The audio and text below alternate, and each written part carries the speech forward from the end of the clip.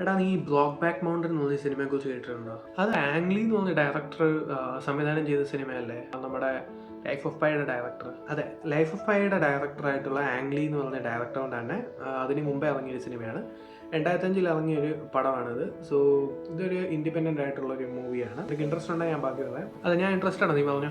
Okay, ഇതെന്ന് പറയുന്ന ഒരു രണ്ട് ഷെപ്പേർഡ്സ് ആയിട്ടുള്ള മെൻസിൻ്റെ സെക്ഷുവൽ റിലേഷൻഷിപ്പിനെ കുറിച്ച് പറയുന്ന ഒരു സിനിമയാണ്.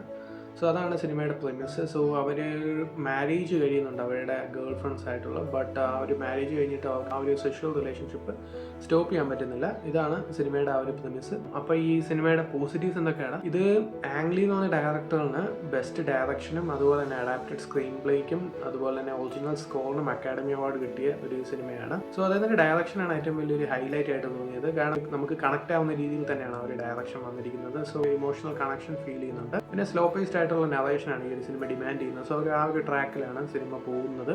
പിന്നെ പറയുകയാണെങ്കിൽ ജാക്ക് ജിലൻഹോളിനെ നിനക്കറിയില്ലേ?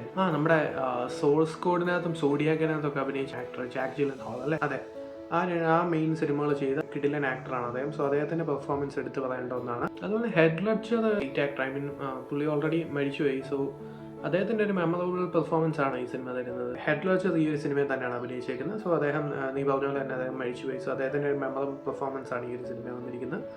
സോ തീർച്ചയായിട്ടും കാണണമെന്ന് പറയില്ല. ഇങ്ങനെയുള്ള പ്ലോട്ടുള്ള സിനിമകൾ, ഇങ്ങനെയുള്ള western neo western love story kind of movies നിനക്ക് ഇഷ്ടമാണെങ്കിൽ നീ ഒന്ന് കണ്ടു നോക്ക്. കണ്ടു നോക്കിയിട്ട് എന്തായാലും അഭിപ്രായം പറയാം. ഓക്കെ, ഞാൻ എന്തായാലും കണ്ടു നോക്കിയിട്ട് അഭിപ്രായം പറയാം.